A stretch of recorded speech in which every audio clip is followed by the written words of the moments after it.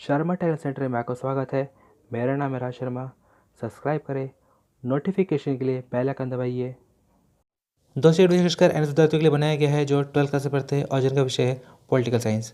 आज इस वीडियो में चैप्टर 17 के कुछ जो क्वेश्चन आंसर आपको कराने वाला हूँ। तो चलिए ज़्यादा समय लेते हुए शुरू करते हैं। प्रश्न पहले में आपसे कहा जाता है, गुप्त मतदान से क्या अभिप्राय है, इसका कोई एक लाभ बताइए। तो सिंपल सा हमारा बनता है हमारा मतदान, यानी कि इलेक्शन टाइम में हम क्या करते हैं, अपना वोट देते हैं। और वो वोट हमारा कैसे होता है, सीक्रेट, गुप्त होता है कि किसी को पता नहीं चलता है कि हमने किसको वोट दिया है। तो वो हमारा बनता है गुप्त मतदान। अब इसका लाभ क्या है, तो सिंपल सा गुप्त मतदान का अर्थ है, गुप्त मतदान उस व्यवस्था को कहा जाता है जिसके अंतर्गत मतदाता के अतिरिक्त और किसी को यह पता नहीं चल सकता कि मतदाता ने अपना मत किस उम्मीदवार के पक्ष में दिया। मतदाता अपना मत पत्र लेकर गुप्त रूप से उस अपनी पसंद अंकित करता है और उसे अपना मत पेटी में डाल देता है।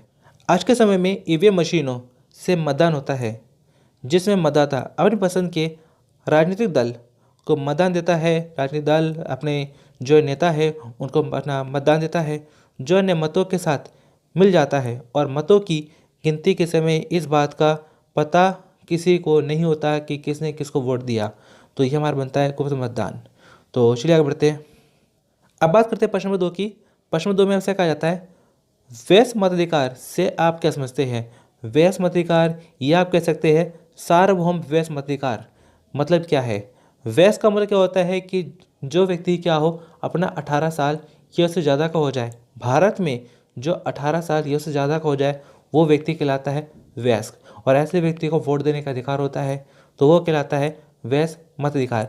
इसमें देखा जाए सवाल में ही आंसर है हमारे यहाँ पर, तो जरूरी है आपको सवाल को अच्छे से समझिए। वयस्क का मतलब क्या हुआ कि जो व्यक्ति 18 साल या उससे ज़्यादा का है उसे मत अधिकार, मत का अधिकार यानी मत देने का अधिकार है। वो व्यक्ति अपना वोट दे सकता है, पसंद के उम्मीदवार को वोट दे सकता है, वो हमारा बनता है वयस्क मत अधिकार। तो इसी में हमारा आंसर है। बाकी यहाँ देखा जाए, वयस्क मताधिकार का अर्थ है कि देश के सभी वयस्क नागरिकों को बिना किसी प्रकार के भेदभाव के चुनाव में मतदान करने का अधिकार है। भारत में वयस्क होने के लिए 18 वर्ष की आयु निश्चित की गई है।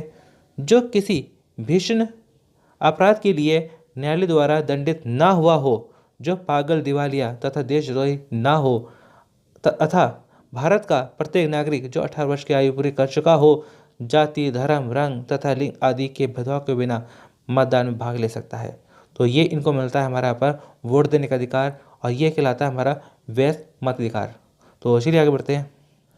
प्रश्न 3 में आपसे कहा जाता है, एक प्रजातंत्र में वयस्क मताधिकार का क्या महत्व है। कि हमारा देखा जाए देश है, कैसा देश है, प्रजातंत्र, लोकतंत्र, जनतंत्र। बात एक ही है, क्योंकि यहाँ देखा जाए शासन है किसका, लोगों का शासन है, किसी एक व्यक्ति का शासन नहीं है, लोगों का शासन है। ये कहलाता है हमारे यहाँ पर प्रजातंत्र, लोकतंत्र, जनतंत्र। अब यहाँ देखा जाए एक ऐसे देश में वयस्क मताधिकार का क्या महत्व होता है, कि लोग जो अपना वोट देते हैं उसका क्या महत्व है। वयस्क मताधिकार का लोकतंत्र में महत्व। वयस्क मताधिकार द्वारा सभी नागरिक प्रशासन एवं राजनीति में भाग लेते हैं। वयस्क मताधिकार द्वारा नागरिक अपने प्रतिनिधियों का चुनाव करते हैं और गलत सदस्यों को संसद में जाने से रोकते हैं। वयस्क मताधिकार द्वारा नागरिक सरकार पर नियंत्रण रखते हैं। वयस्क मताधिकार द्वारा नागरिक सरकार को बदल सकते हैं। नागरिक को लोकतंत्र में कई तरह के अधिकार प्राप्त होते हैं और उन अधिकारों की रक्षा के लिए मताधिकार का बहुत महत्व है। वयस्क मताधिकार के फलस्वरूप लोगों में राजनीतिक जागृति उत्पन्न होती है। तो देखा जाए हमारे यहाँ पर कि हमारा प्रजातंत्र देश में, लोकतंत्र में देश में वयस्क मताधिकार का बहुत ज़्यादा महत्व है, क्योंकि ये हमारा वोट की पावर है जो सरकार को बदल सकती है, सरकार को आगे बढ़ा सकती है। तो चलिए आगे बढ़ते हैं। अब बात करते हैं प्रश्न 4 की। प्रश्न 4 में आपसे कहा जाता है, प्रत्यक्ष और अप्रत्यक्ष चुनाव में अंतर बताइए। कि हमारा क्या होता है, डायरेक्ट इलेक्शन होता है और एक होता है हमारा पास इनडायरेक्ट इलेक्शन। दोनों में क्या फ़र्क है, दोनों में क्या डिफरेंस है, आपको बताना है। जब मतदाता स्वयं अपने प्रतिनिधि चुनते हो और वे प्रतिनिधि संसद या व्यवस्थापिका में अपना पद ग्रहण करते हो, तो उसे प्रत्यक्ष चुनाव कहा जाता है। परंतु अप्रत्यक्ष चुनाव में जनता के प्रतिनिधि संसद या विधानमंडल के सदस्यों का चुनाव करते हैं। संसद के निम्न सदन के सदस्यों का चुनाव प्राय प्रत्यक्ष प्रणाली द्वारा होता है, जबकि ऊपरी सदन के सदस्यों का चुनाव अप्रत्यक्ष प्रणाली द्वारा होता है। भारत में लोकसभा के सदस्यों का चुनाव प्रत्यक्ष प्रणाली द्वारा होता है, जबकि राज्यसभा के सदस्यों का चुनाव अप्रत्यक्ष प्रणाली द्वारा होता है। सिंपल सा अगर कहा जाए कि जनता जिन्हें वोट देती है वो क्या होते हैं, आगे चल के मंत्री बनते हैं। तो जनता ने क्या करा, अपना वोट दे के उन्हें मंत्री बनाया। ये क्या बना हमारा पे, प्रत्यक्ष चुनाव। लेकिन देखा जाए कुछ हमारे ऐसे पद होते हैं जिनके लिए जनता वोट नहीं देती, बल्कि जनता द्वारा जो चुने गए जो प्रतिनिधि है, जो जनता द्वारा चुने गए जो नेता है, मंत्री है, वो आगे एक उच्च पद के लिए वोट करते हैं कि आपस में वो अपना वोट करते हैं। जनता ने उनको वोट नहीं किया, लेकिन जनता ने जिनको वोट देकर आगे पहुंचाया वो आगे वोट करके अपना एक महत्वपूर्ण जो नेता है, मंत्री है, उनको चुनते हैं और वो चुनाव हमारा कहलाता है अप्रत्यक्ष चुनाव। तो चलिए आगे बढ़ते हैं।